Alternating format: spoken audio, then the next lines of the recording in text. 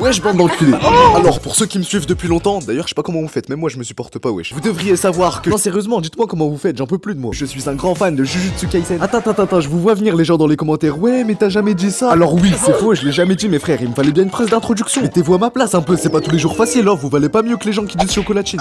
Jujutsu Kaisen réalisé par le studio d'animation Mappa, à qui l'on doit d'ailleurs le magnifique opening de la saison 4 d'SNK.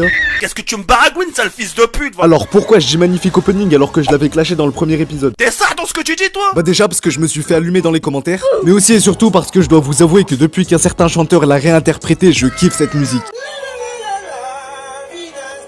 Ouah, ça fera toujours le même effet.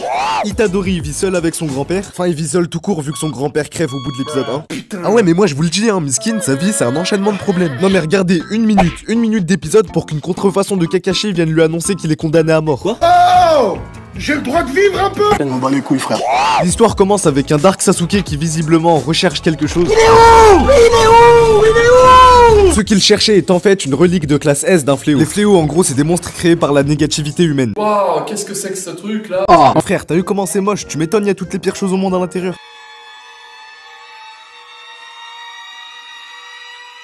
Waouh. La relique est d'ailleurs entre les mains de Itadori et ses potes qui ont eu la brillante idée de l'ouvrir. Putain, mais qu'est-ce qu'ils sont cons! Ce qui devait arriver arriva, des gros monstres bien dégueulasses débarquent.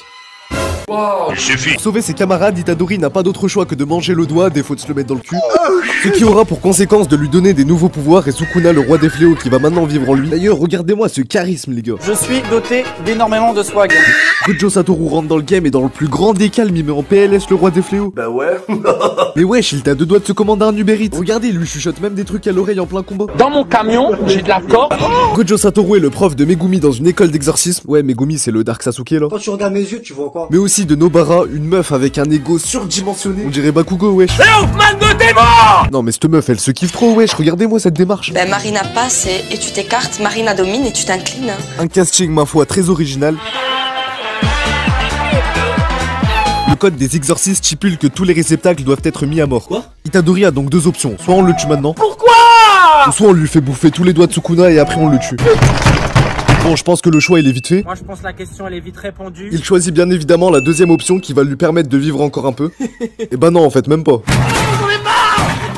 T'inquiète pas, ça va bien se passer. Comme vous pouvez le voir, Itadori meurt au combat et c'est comme ça que se termine l'animé. Allez salut, mettez un pouce rouge hein.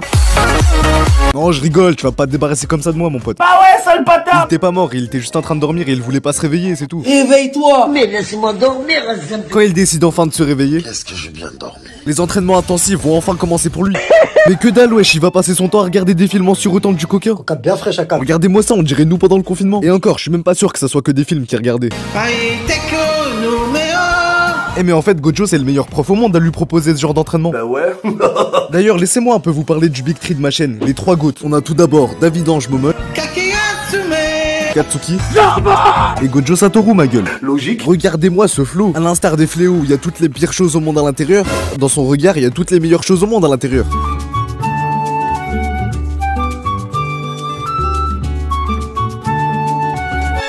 Itadori partira plus tard en mission avec un des collègues de Gojo, qui a d'ailleurs une allure de businessman. Salut à toi jeune entrepreneur. Et d'ailleurs il a une façon bien particulière de combattre hein.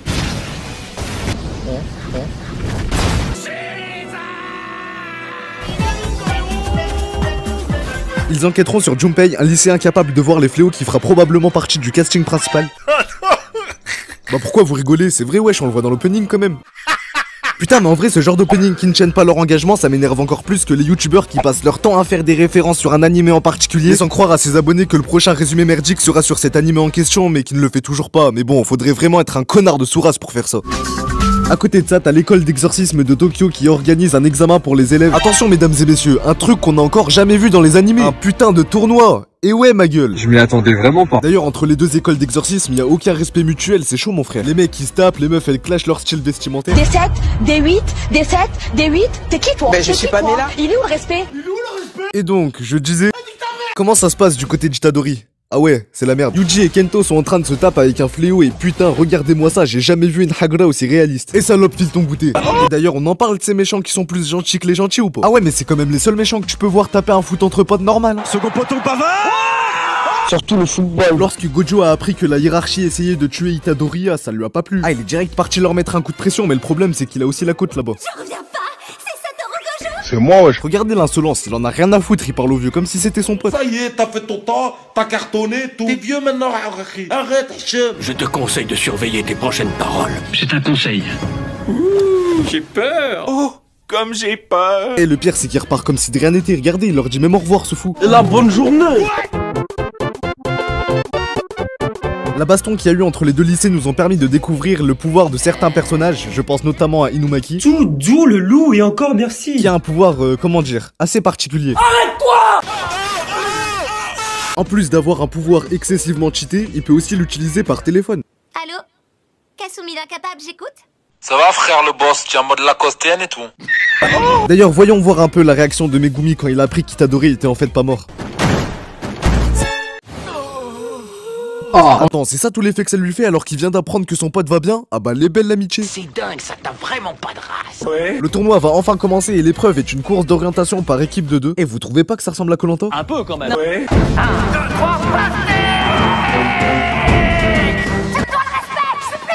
Ouais, mais c'est pas toi qui décide. Bon, maintenant que l'épreuve a commencé, à votre avis, qu'est-ce qu'Itadori envisage de faire? Finir sa course d'orientation et faire gagner son équipe? Logique. Ouais, c'est vrai que c'est la décision qui semble la plus logique, mais non, il a jugé que c'était le meilleur moment pour s'entraîner avec ses adversaires. Ah ouais, mais Itadori, c'est quand même le seul mec qui s'entraîne pendant un examen et pas avant, hein. Mais bon, il avait des choses plus intéressantes à faire, si vous voyez ce que je veux dire. Pendant que tous les exorcistes combattent et que Itadori se fasse gifler, un rideau noir se baisse. Ça va être tout noir. Ta gueule. Le but des fléaux était de maintenir Gojo à l'extérieur du sort histoire de marave tous les exorcistes à l'intérieur. Et mais en vrai leur plan il a l'air de plutôt bien fonctionner, hein. Gojo il peut pas passer, la barrière elle semble infranchissable.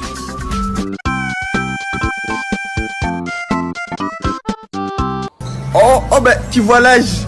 Ouh, qui voit l'âge. Et pourtant, je l'ai bien sécurisé avec le cadenas. Suite à cela, l'examen a été annulé. Logique. Et à votre avis, comment compte-t-il clôturer cette rencontre? Avec un match retour d'une course d'orientation? C'est non. Avec des combats 1v1? Eh ben non. Eh ben non. Avec une putain de partie de baseball. Et mais franchement, cette fin de saison 1, elle est un peu trop brusque. Il devrait prendre exemple sur moi à faire des conclusions de vidéos bien travaillées et puis...